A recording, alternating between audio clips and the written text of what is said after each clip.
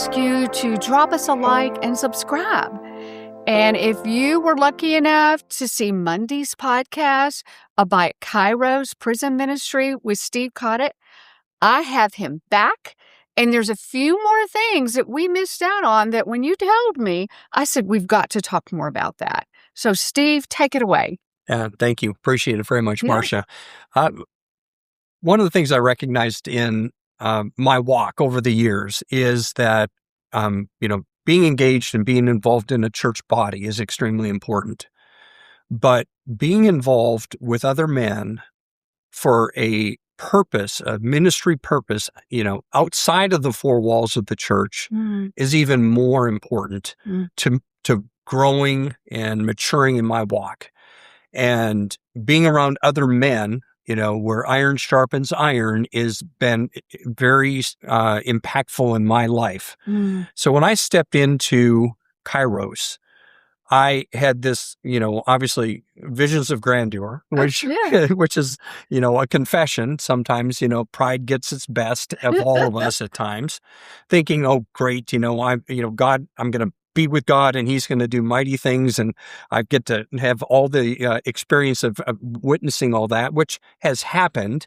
But what I found on my first outreach was that I was talking too much and not listening and loving while I was interacting with the brothers in white inside the prison unit. And over time, being with other men and seeing how they interacted and how fruitful they were at engaging with people without really saying too much had a significant impact on me. Being with men that have been in prison, and then coming out of prison and now serving alongside them. And these guys have powerful testimonies, and I know you're going to be having a few of them on in future podcasts. Please listen to that one, because I tell you, I was floored by some of what had happened in their lives and how God reached into their time in prison and totally transformed their lives. They're both very successful businessmen now, in running their own contracting and construction company. They are extremely successful from a business standpoint, and they have a powerful testimony that reaches many men's hearts while we're in prison. So that said, over the subsequent outreaches that I've been involved in, and I've been involved in 7 of them over the last 3 years, I've started kind of adopting the listen, love a little more. I think we could all adopt listen. Exactly, and love. Right? You got 2 ears and 1 mouth, and so my mouth works really well. My ears don't always.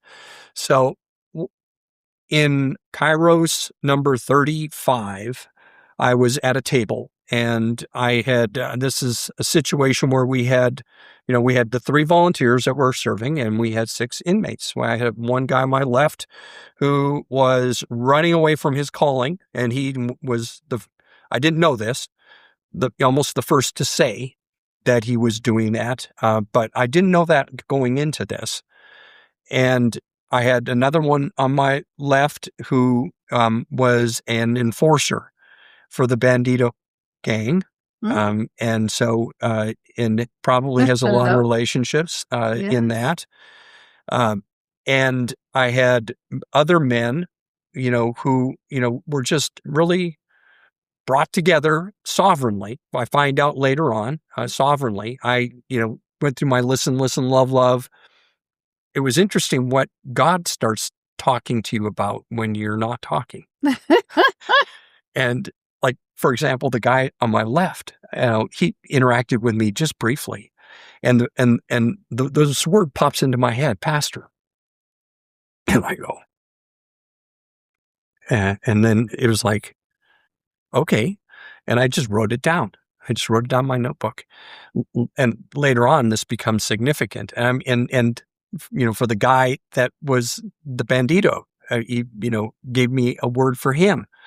And that was it. Not everybody at the table, but it was just like, it just drops. You just have this and you kind of feel this is something that's important.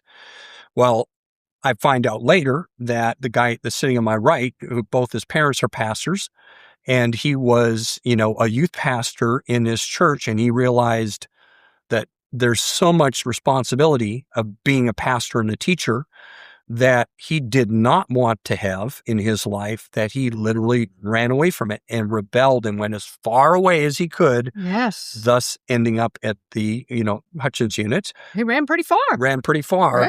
But I shared that. I showed him, I showed it in my notebook. I said, this is before he told me this story. It basically opened the door for the story. And I said, this is how God sees you. And I just put that back. And he just opens up.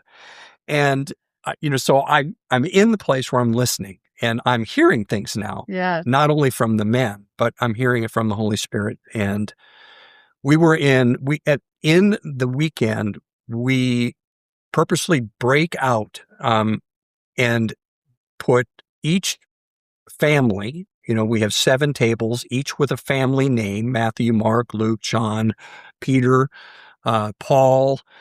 So we have all of the family names, but we all kind of go into our own separate little kind of semi-private area, right? We have 2 teams in the chapel, 2 teams in the community room, 3 teams in the community. No, 1 team in the dining room, 1 team in the library.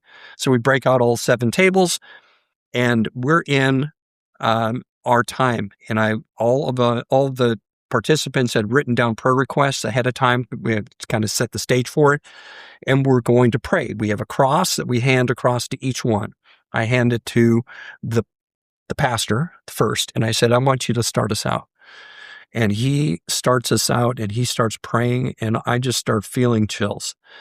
I'm feeling God's presence just kind of break through. And, it's not always the case when we're interacting in the community room, but it's happening in this one moment. Yeah. And he goes to the next person, and it increases the next person, the next person, the next person. I'm feeling just the intensity of God. And it comes to me, and I just said, God, I thank you for bringing these men into my life. And it was so genuine. Mm-hmm. And you could tell how God was just inhabiting that moment. Mm. And one of the guys that was at my table was visibly shaken, and he and I were walking out. I was just hugging. I was hugging guys as they were walking out, and it was mutual. It was like everyone recognized the moment. And he's walking back, and he's a kind of a tough character, tats, and he's looking me in the eye. And I just said, boy, because you could see something is on him. I mean, say on him in a good way. In a good way. Yeah, in a good way. In a good way. And he looks at me. He's almost like he's ready to cry. I go, the Spirit of God is just all over you. And he wants you to know how much he loves you, how much he is going to, the fact that, your the story is not over yet. There's many more chapters that need to be written, and those are going to be written from a wholly different perspective, from his perspective. And I just shared that with him, and he just goes, I feel chills. I mean, literally goosebumps all over my body. And I just said, that's God. It's not me. It's not anybody. It is God, and he wants you. And so that was it. We sat down at the table. We went through our whole thing. And at the closing ceremony, where we give all of the men the opportunity to share testimonies, and we kind of close everything out, he was sitting next to me, and he gave his life to the Lord at that moment in time, and totally shifted his whole perspective. He was in what we call general population dorms, which are the more difficult dorms to live in, because you get all anybody could be problems, there. right? Yeah. There are drug problems in these prisons. There are, it's amazing what they do for drugs in how they get in there. Yeah. How they get in there in the first place, but substitutes. Yeah. Don't want to get into too much detail. No. We're good. Yeah. Nothing to be afraid of, folks. Nothing to be afraid of. So, but he's given his life to the Lord, and I'm just sitting there just rejoicing, knowing that I was able to see that moment. And his life has definitely been changed. Wow. So that's one thing. Another thing that I saw, and we get together and we have our families eat together, except for breakfast. Breakfast, you eat with your host, the person who's your partner and buddy through the whole weekend. And then we eat together as a family. So one of the things that we do is we ask people and churches, a lot of times it's the children's church ministry, to take an 11 by 17 sheet of paper. It can be just a blank, and have them draw pictures for the inmates. And we use them as placemats. Oh. And we pre-print pictures, and then they color them. And then we ask them to put their first name and how old they are. That's it. So no way to trace it back. Right. And we hand these, we collect them from all the different churches, and then we place them underneath everybody's plate for every meal, along with a meal ticket of somebody that has donated specifically for a meal or for some part of the expenses for the Kairos weekend, and they put their first name and their city, and that's it. The city that they live in. So they know from all over the different parts of the Metroplex, or maybe people from out of state. We've had people from out of state that donate to us. So that's there underneath each one of their plates when they eat. And we were sitting down one time, and I saw one of the pictures that I know came from our church. And it was little lambs on it. And you know how this is like a 5-year-old, 5 or 6-year-old, brown crayon, just drawing, and nothing was within the lines, and it was only a mother would like this drawing. So, and it's sitting right next to me in mine. And then there's this guy sitting, behind me, and he taps me on the shoulder and he goes, "Hey, can I have that placemat?" I go, "You want it?" "Oh yeah." He goes, "That's exactly the way my son colors." Oh. And I picked it up and I handed it to him, and they let them take these back to their dorms. There's one dorm, the faith-based dorm, because there's a faith-based dorm in the prison. I mentioned the general population versus the regular or the faith-based dorm. That's kind of a little carve out of, and it's Muslims. It is anybody who has a faith. So it's a mixture, but all the Christians are there. They have a whole wall with these placemats. Oh my gosh. Decorating it. These significant placemats that someone wanted to take back to their unit. So that just is so amazing. Cool. We've seen people where literally they look at the placemat underneath their plate, and it is their child's name and their child's age. Wow. Once again, only God can do something like that. That's neat. So really, really significant. Yeah. What happens when people just do a small act of kindness, coloring a placemat. Yeah. Giving $5 or $10 to, put a meal ticket down, in front of one of the, the brothers in white. So that's, I think, very significant. So all that said, what I've seen now over the years that I've been doing it, I actually have just recognized the value. They usually ask you to serve 3 times and then take 1 off just for a rest. And that's a good thing to do. But for those who want and are willing to commit to leading one, they let you continue on. So I'm going to be like on number 7 or number 8 when I lead my next outreach, which is going to happen.